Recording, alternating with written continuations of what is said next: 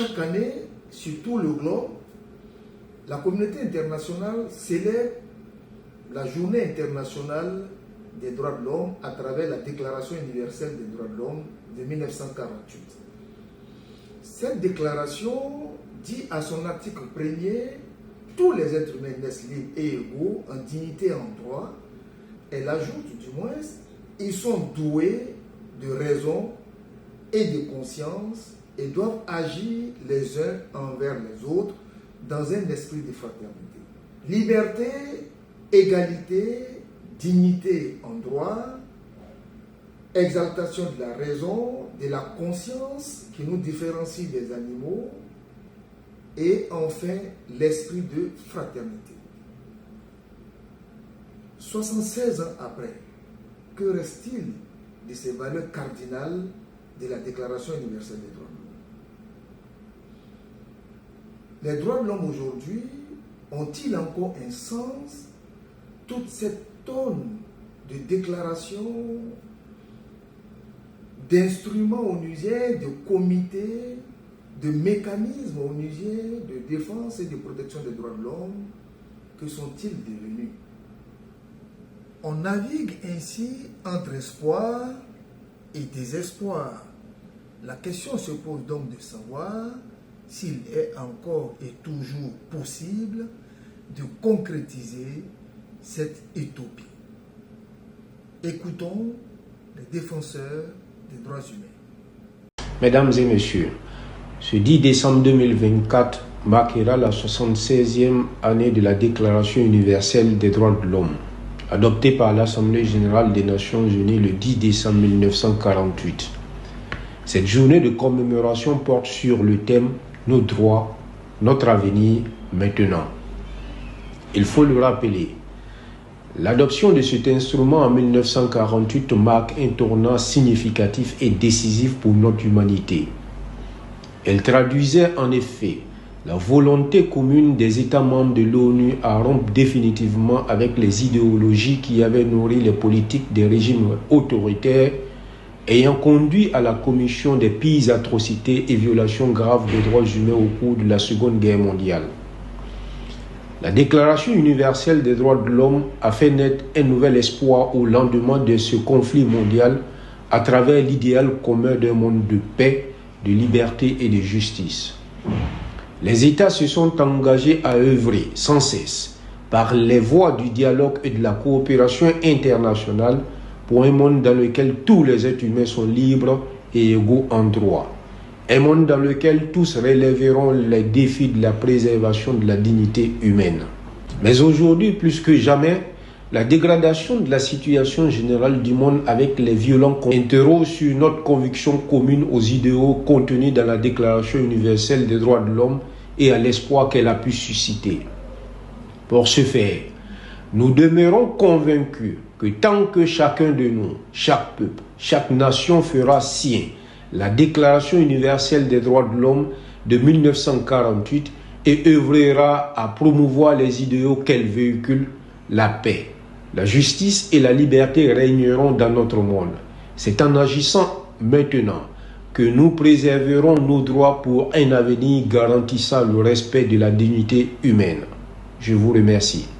La journée internationale des droits humains est célébrée chaque année le 10 décembre pour marquer l'anniversaire de l'un des engagements mondiaux les plus importants, à savoir la Déclaration universelle des droits de l'homme. C'est un idéal commun à atteindre pour tous les peuples et toutes les nations. Aujourd'hui, le monde est en proie à beaucoup de conflits, à des violations répétées des droits humains. C'est vraiment déplorable, révoltant et même inquiétant. Pour autant, cela ne doit pas nous amener au découragement. Tout au contraire, cela doit nous pousser à plus de persévérance, à plus d'endurance et à une remise en cause commune, afin de tirer les leçons du passé pour construire un avenir meilleur pour la promotion et la protection des droits humains. Le respect des droits humains est le seul gage pour un monde de paix, de justice et de coexistence pacifique. C'est l'avenir de l'humanité qui se joue ainsi pour la perpétuation de l'espèce humaine. Je vous remercie.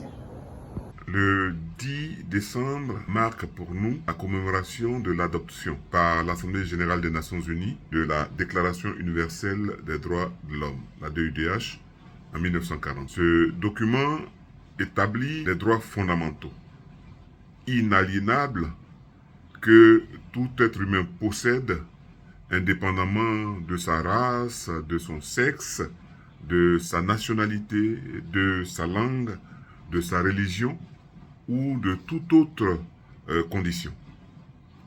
Le sens de cette commémoration appelle pour nous un certain nombre d'éléments. Premièrement, il rappelle les principes universels.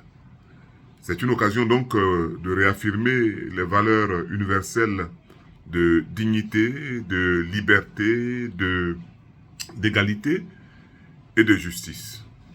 Deuxièmement, c'est un moment pour évaluer les progrès. Cela nous permet donc de faire le bilan des avancées en matière des droits humains et surtout dans ces différents contextes compliqués que nous vivons. Et puis, troisièmement, je dirais que c'est un moment pour faire de la sensibilisation. Ouais, cela permet donc de dédier ce moment important-là à la prise de conscience collective face aux violations des droits humains et de mobiliser cette opinion publique-là pour y remédier. Et puis enfin, quatrièmement, c'est un moment d'hommage aux défenseurs.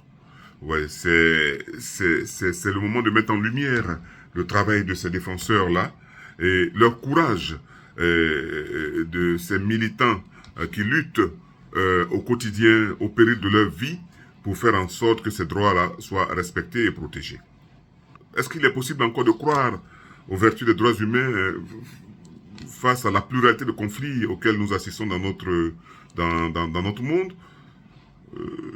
Et je répondrai qu'il est compréhensible, en tout cas, de douter.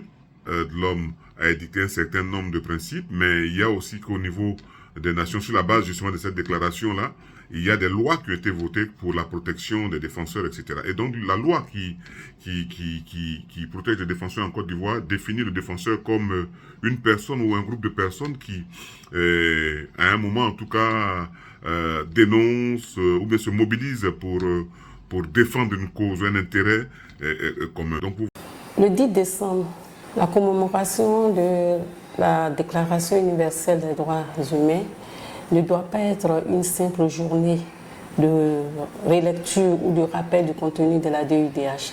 Pour ma part, ça doit être un cadre d'échange, de réflexion sur l'évolution de nos sociétés d'une part et également mener le débat sur l'universalité des droits humains et la diversité culturelle qui sont l'émanation de l'être humain. Pour l'effectivité de la légalité et la non-discrimination, il faudrait que l'équation entre la diversité culturelle et l'universalité des droits humains soit résolue.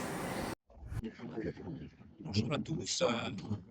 Je voudrais, pour l'occasion donc de la Journée internationale des droits de l'homme, saisir cette occasion pour dresser un message d'espoir à tous les défenseurs des droits de l'homme face à une actualité qui n'est guère reluisante.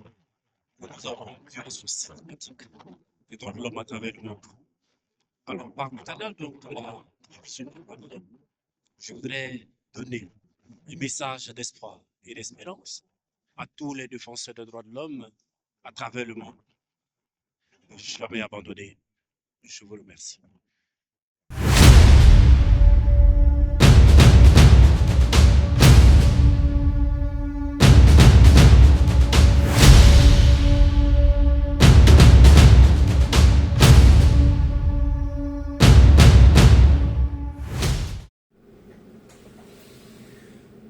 Mais avant, je voudrais exprimer ma profonde gratitude au magistrat Diané Hassan, expert en droits de l'homme et secrétaire général du Conseil national des droits de l'homme.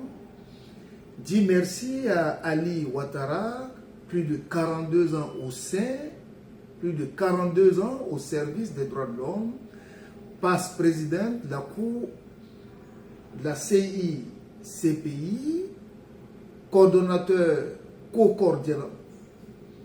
co-coordonnateur du réseau africain francophone pour la Cour pénale internationale.